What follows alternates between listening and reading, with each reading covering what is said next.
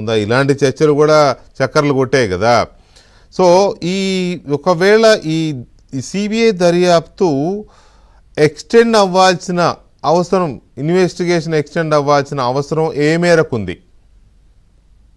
ఇప్పుడు ఒకటండి, సుప్రీంకోర్టు ఒక విషయాన్ని, సిబిఐని అడిగిన విషయాన్ని మనం ప్రస్తావిస్తే తదుపరి విచారణ యొక్క ఆలోచన న్యాయమూర్తులకి ఎలా ఉందో అర్థమవుతుంది. వాళ్ళు అడిగిన ప్రశ్న ఏంటంటే, దర్యాప్తు కొనసాగిస్తూనే కేసు విచారణ కూడా ఏకకాలంలో చేపట్టవచ్చా అని సిబిఐని ప్రశ్నించింది న్యాయమూర్తి గారు. అంటే ట్రయల్ స్టార్ట్ చేయొచ్చానే? అంటే ఇటీవల కాలంలో సుప్రీంకోర్టు అనంతబాబు కేసులో కూడా ఆ జడ్జిమెంట్లు వేసాం మేము.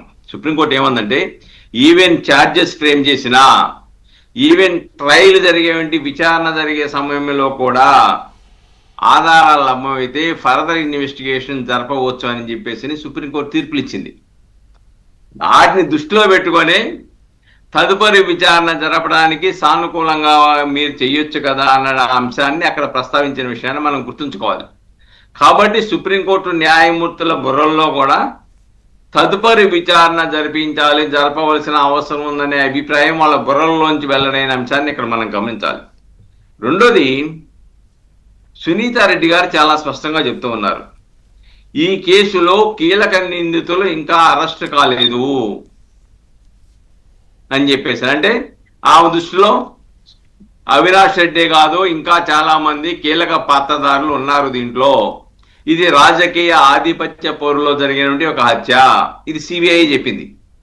రెండోది, శంకరయ్య ఒక అతను ఉన్నాడు, ఎవరైతే సిఐగా ఉన్నాడో ఆయన మేజిస్ట్రేట్ ముందు సిబిఐ వాళ్ళు వాంగ్మూలం ఇవ్వమంటే ఇస్తానని చెప్పారు, పిటిషన్ వేశారు.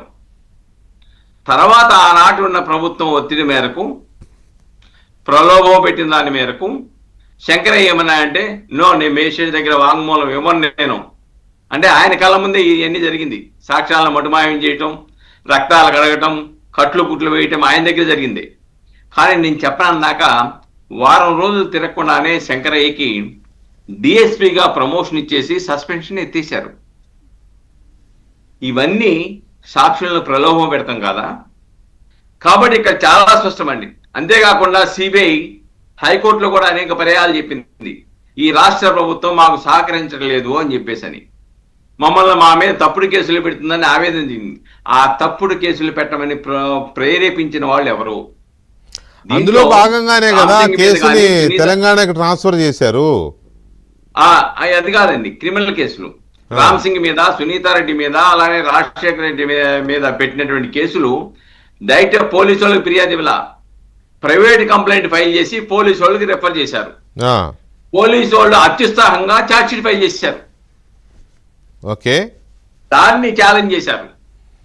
దాన్ని సుప్రీంకోర్టు ఈరోజు వాటిని క్వాష్ చేస్తూ ఇది ఉద్దేశపూర్వకంగా, దురుద్దేశపూర్వకంగా పెట్టిన కేసు అని చెప్పేసి చాలా స్పష్టంగా సుప్రీంకోర్టు మందలించిన విషయాన్ని ఇక్కడ మనం గమనించాలి. ఆ తప్పుడు కేసు ఛార్జ్షీట్ అత్యవసరంగా పెట్టడానికి కావలసిన ప్రేరేపించిన వ్యక్తులు ఎవరు అసలు? అంతేకాకుండా నారాసుర రక్త చరిత్ర ఏంటి? లేకపోతే చనిపోయిన రోజు లేటుగా సాయంత్రం పూట వెళ్ళి అసలు ఇన్వెస్టిగేషన్ వాళ్ళకు కూడా తెలీదు, ఎక్కడ దేనితో ఎలా కొట్టారో తెలీదు. కానీ జగన్మోహన్ రెడ్డి గారు సాయంత్రం వెళ్ళిపోయి చెప్పేశారు కదా, దీంతో ఇక్కడ నరికారు, ఇక్కడ నరికారు, ఇక్కడ నరికారు.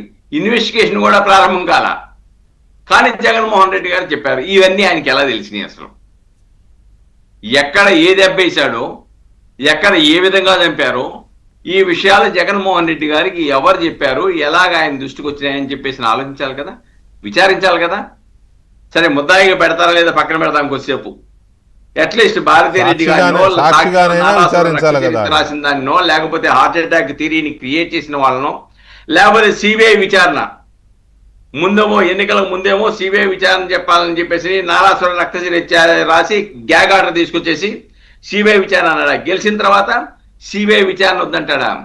చంద్రబాబు నాయుడు గారు ఉండగా అడిషనల్ డీజీ హోదా ఉన్నటువంటి విచారణాధికారిని సిట్టికి వేస్తే దాని మీద నమ్మకం లేదని సిబిఐ విచారణకి వేసి నువ్వు అధికారం వచ్చిన తర్వాత సిబిఐ వద్దని ఉపసంహరించుకొని సిట్ డిఎస్పీ హోదా కలిగిన ఆయనతో సిట్ వేసి విచారణ జరిపామంటే జగన్మోహన్ రెడ్డి యొక్క కుట్రపూరిత ఆలోచన చాలా స్పష్టంగా దాంట్లో ప్రజలకు కనపడటం లేదా?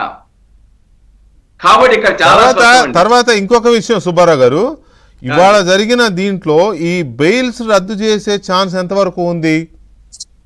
డెఫినెట్ గా అండి. ఎందుకంటే అండి గతంలోనే ఈవెన్ మా ఈ డోర్ డెలివరీ కేసులో కూడా అదే కాజ్ మీద బెయిల్ డిస్మిస్ చేశారు హైకోర్టు వరకు.